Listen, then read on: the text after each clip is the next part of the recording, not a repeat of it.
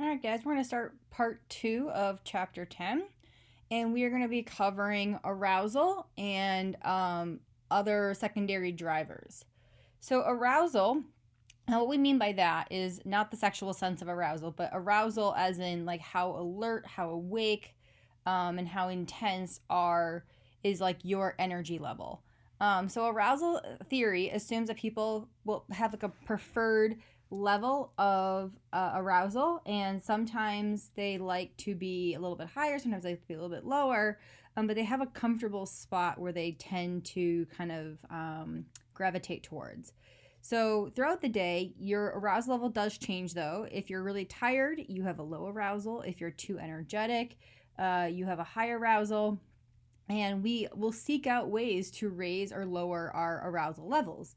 And so sometimes if we're getting too tired, we might get up, we might go for a walk, we might, um, get a cup of coffee. We're going to do something to try to wake ourselves up. If we're too energetic, we might stop, take a few breaths, try to, concentrate on something else, whatever it is that might be able to let us calm down. If you had zero arousal, that means you're dead, but you can have low arousal, moderate arousal, and high arousal. Same thing happens with like mental arousal. If you're too bored, we seek out stimulation, just like, young children or animals. Like we will seek out things that interest us to increase our arousal levels. It's one of the reasons why we seek out something fun to look at on our phones or a game to play. It's changing that arousal level to make us more interested in something. But most of us seek to keep it at a moderate level because that's the most comfortable, and it also helps us maintain homeostasis the best. Some people are what we call sensation seekers, and you may be a sensation seeker. So you may really like things like roller coasters, adventure sports, just doing things that have that edge of danger.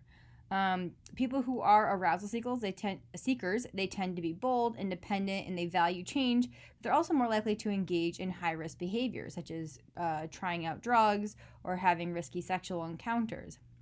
People who are lower in sensation seeking tend to be more orderly, nurturing, and giving.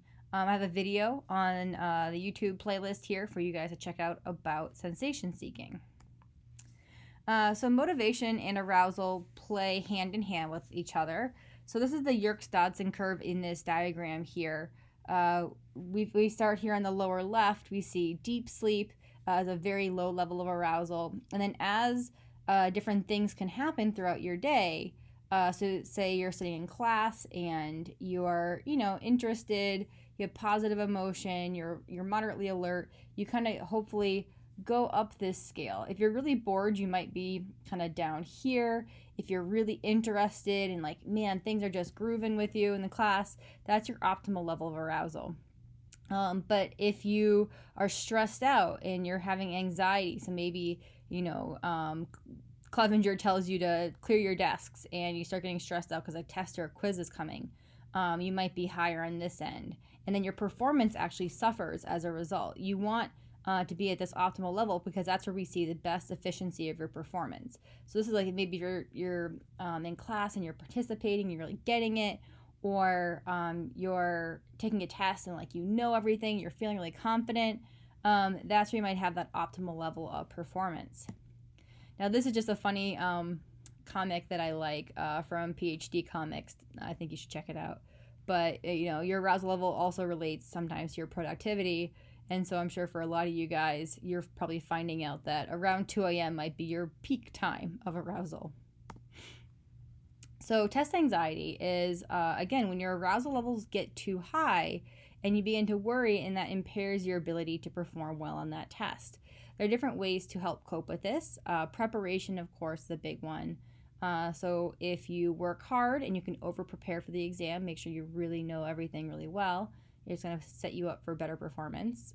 Relaxation, so allowing yourself to take deep breaths, do something that helps kind of minimize or distract your mind from what's coming. Sometimes taking a walk or putting your head down and just breathing deeply for a few minutes will help. And then rehearsing, so maybe take a practice test, rehearse how you're going to do in class, what the situation's going to look like so that your mind's not worrying about those details when it comes to taking the test. And then restructuring thoughts, especially negative thoughts. So instead of saying, I'm going to fail this test and everyone's going to think I'm stupid, I'm going to fail and my parents are going to be so mad at me, you say to yourself, if I prepare well and if I can control my worries, I'm going to do the best I can on this exam. And if I don't, it's not the end of the world. There's more tests or more grades and I will be okay. No one's going to hate me because I didn't do well on this test. When it comes to how we move about the world, we've already talked about secondary drives. So these are learned or social motives, and they're really important to us. So oftentimes we work very hard and even find enjoyment activities that in the current moment are frightening and painful for us. So imagine, you guys are in this really accelerated program. You guys are working really hard to be successful, and you're having to delay sleep. You're having to delay time with your friends. Things that would be way more fun than staying up late and studying and doing homework. But you're putting in the hard work now so that you can be successful later on. You'll have a college degree earlier. You may have a better chance of going into a med program or a law program or graduate programs. Same thing for playing a sport. Practicing isn't always fun. It's not enjoyable. The body aches and the soreness and tiredness are not fun, but we do these things in order to improve and to do better later on. This relates to what we call the opponent process theory. This theory states that strong emotions tend to be followed by the opposite emotional state, and that will strengthen both the emotional state changes over time. So what this means is that if you work really hard for a test, like you study really hard, you stay up late, you're just stressed out about it, and then you do well, man, that feels so good. Because you worked so hard, it feels so much better. If you didn't have to work so hard for a good grade, you probably wouldn't feel quite as satisfied. Same thing if you work really hard practicing for a game and then you play that game and you do really well, you're going to feel excellent. Same thing, like the fear of going on a roller coaster leads to that elation feeling later on. And that's that opponent process theory in play. So if you're in pain and the pain ends, you're going to feel this pleasant sense of relief. This is where we feel that pleasurable high after a withdrawal. And this is what kind of increases cravings for drug users. And then thrill seeking. Before you bungee jump or before you go on a roller coaster or skydive, it's really frightening. But then you get that rush and that overwhelming sensation of elation afterwards, and that's what allows you to forget the cost of the fear and really feel that intense pleasure afterwards. Social motives are learned motives acquired as part of growing up in a particular society or culture. So what counts as success? In prehistoric times, it might have been having some area of control or having certain amounts of food and things like that. But today it's, being able to have a house or a business or a nice car or nice clothing. Things like competition, money, possessions, status, grades. Again, there's nothing biologically driven about the grades that you get, and that sense of belonging. So these are all social things. These are all learned motives that we have as part of our culture. But everyone has a different level of each social motive.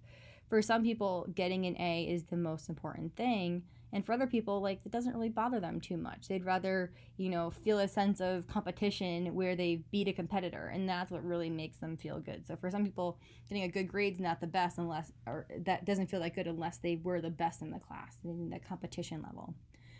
So there's this theory of what we call the need for achievement, and it's NATCH for short, which I hate, but the need for achievement is the desire to excel or meet some internalized standard of excellence. So people who have this high need for achievement, they enjoy challenges and they enjoy testing their abilities, especially in competition with other people. Some people have a need for power. This is a desire to have social impact and control over other people. They like to be in charge. They like to be visibly seen to be dominant within their group. So oftentimes these people will buy expensive possessions, clothing, cars, watches, because it is a visual sign of their success and their control and their social impact. This can be problematic, though. This is the dark side of the American dream, where people are really struggling to maintain what is, the highest level of achievement that they can get, physical possessions, they don't age well. Like, you buy the newest model car and a few months later the next one comes out. Or you get a really fancy new iPhone and then Apple comes out with a new one. So keeping up with these things can be really, really difficult. And it can lead to being very poorly adjusted and unhappy, because the feelings of power don't come from, their success. It comes from their, internal success. It's this external visualization of their success. High achievement also usually begins with parents exposing their children to different activities just for fun. So I'm sure a lot of your parents, when you were young, motivated you to try out some new activities. So let's say they wanted you to play piano and you started taking lessons when you were a little kid. Maybe you were, casually interested in playing, but it wasn't something that was a deep-seated love for you. But then you start practicing, and it might be a little slow at first, but then you begin to get a little bit better. You can play more fun songs. You get a lot of praise for it, and then you really begin to enjoy it, and you cultivate your ability on your own without this external push. Especially kids, they show a lot of rapid progress, and then they increase their own practice. And parents are, if they support the kid, the child is more likely to bloom and to really succeed in that skill if they have that support. But for elite status, they say on average you need about 10 years of dedicated practice. And this isn't just like, oh, hey, I'm going to take lessons once a week and practice here and there. This is like dedication, like every hour outside of school being devoted to that topic. And that's where kids can really achieve greatness. And things with adolescents and adults as well. So some motivations possibly are more basic or more necessary than other ones. We've talked about this guy named Abraham Maslow. He was a humanistic psychologist.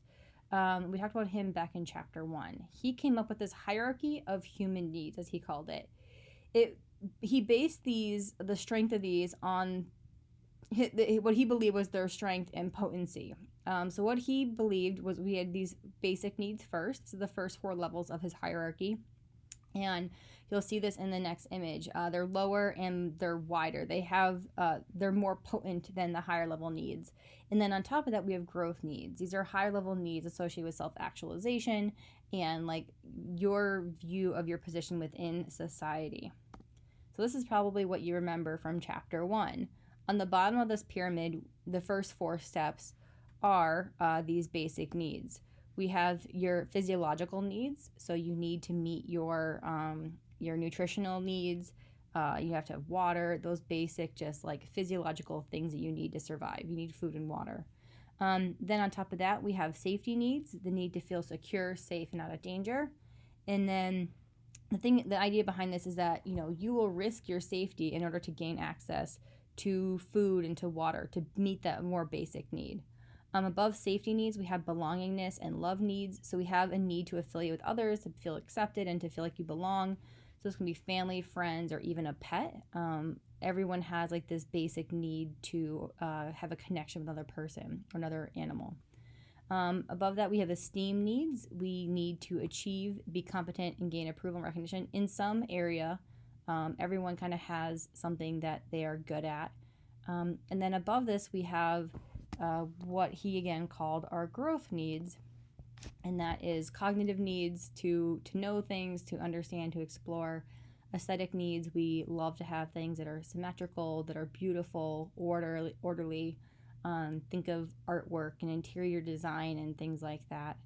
And then we have self-actualization needs, the need to feel self-fulfillment and realize one's potential. So this is like finding some area of your life where you just feel that you are in the right place doing the right work. And then at the very pinnacle of all this, we have transcendence. And this is a controversial idea, but reaching this peak of human achievement where you are the greatest of your field. And again, that may or may not actually exist. Now, I do like this nice little joke here, because I think we can all appreciate that, especially during a bad hurricane where we've lost power for a few days. Now, beyond this, we have what we call meta needs. These are needs associated with our impulses for self-actualization to help us make this full and satisfying life. This goes back to this idea of transcendence. So it is defined as a feeling of wholeness, perfection, completion, justice, richness, simplicity, aliveness, beauty, goodness, uniqueness, playfulness, truth, autonomy, and meaningfulness. And it's like a combination of these things where you just kind of reach the peak of one's existence. But again, this is not well documented in research, and it's hard to pinpoint examples that can reach these things in all components of their life. They may have it in their career, but they may not have it in their personal life, or vice versa. And when it comes to motivation, it's defined in two ways, as either being intrinsic motivation or extrinsic motivation. And you've probably heard about this from teachers or your parents in the past. So, do you like to love or hate to cook? So if I told you had to cook dinner tonight, would you be kind of excited about this idea, or would you be dreading having to cook? What about, doing some yard work and gardening, or doing your makeup in the morning?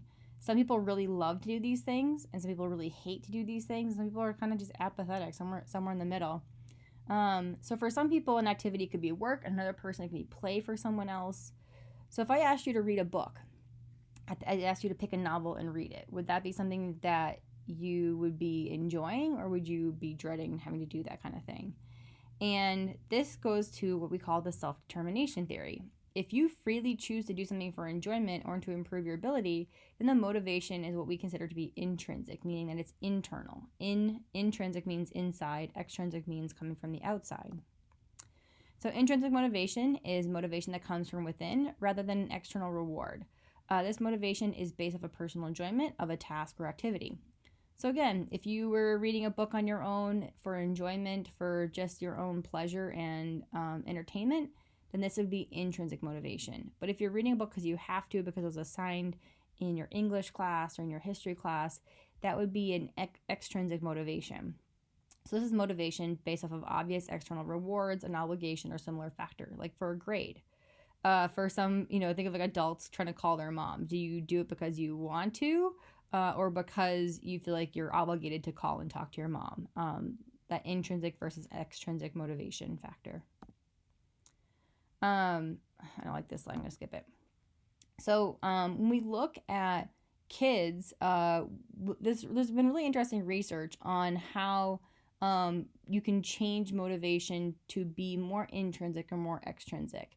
So for an example, if you give excessive rewards for something that's already intrinsically motivated, you actually decrease the child's interest and motivation to complete that activity. So in this classic study, they looked at kids and they measured their baseline enjoyment for coloring with markers. And most little kids, that is a big joy for them. You give them a good pack of markers and some paper, and they're going to color like crazy. But in the study, for the kids who were in the study, they heavily rewarded them with prizes for coloring. And when you ask them later on how much they enjoyed coloring, they actually liked it a whole lot less. The coloring got sloppy, it was very simplistic, and they didn't spend the time and attention working on it. It had become work to them. So you see this a lot in people who are like, I love books, so I'm going to go work at a bookstore. And they find out really quickly that they hate working in a bookstore, and then it decreases their love of reading or their love of, going to bookstores. It's like they can't enjoy it anymore because it's become work. In some research, they've actually looked to see if paying students for good grades helps or hurts different students' motivations to do well in school. And I'm sure some of you guys would love to take part in this study because you would rack up a ton of money. But you can kind of see here, so the second graders in Dallas, they paid them $2 per book, and they saw very positive results. And then in Chicago, they paid students for their grades. These are ninth graders, and they made on average $700. That's crazy, but they only saw mixed results. In Washington, they gave students $100 every 2 weeks. I'm sure they had to maintain some sort of GPA. Students did quite well, and they saw very positive results again. But then in New York, when they paid them per test for the different grades, they did not see an effect. So it's kind of up in the air still whether paying for grades is something that actually improves student motivation or not. We do see that people, when they're intrinsically motivated, tend to be more creative. So when people are trying to increase say their employees' motivation, managers should try to find out what motivates that employee. It may not be money. It could be, giving them a task that they're interested in. It could be helping them pursue their career goals. It could be recognition in the company. It could be time off. It doesn't necessarily have to be money, although money is typically something that motivates a lot of people. We do see that the quality of the work is affected more by the intrinsic factors. So given personal freedom or freedom of choice.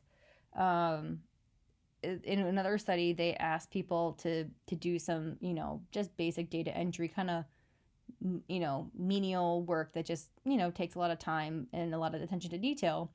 And in one situation, they gave them control over how like the office was decorated, and we saw a lot more intrinsic motivation to get the job done versus if they already had everything established and they told them exactly how they had to do the task. And because they took away the freedom of choice, you actually saw intrinsic motivation decrease. So overall, just like with kids, it's best to not overuse extrinsic motivation, giving people bonuses for every little thing they do, because that creativity becomes overmanaged and it feels less enjoyable. So when you need to use extrinsic motivation, which can happen, because if there's no intrinsic motivation, a little extrinsic motivation can't hurt. So especially if the person or the child is lacking basic skills, rewards can be necessary at first. So if you go back to the piano playing example, if you reward your child for a good lesson with going out and getting ice cream or praising them for practicing, that can really help, or giving them a sticker every time they finish practice. And then you can begin to help focus attention on that activity. And over time, as the child increases their abilities, real interest begins to develop. And then as soon as possible, you should decrease the extrinsic motivation and eventually phase it out completely. All right, we're going to stop here, and then we're going to pick up on the next section about emotion.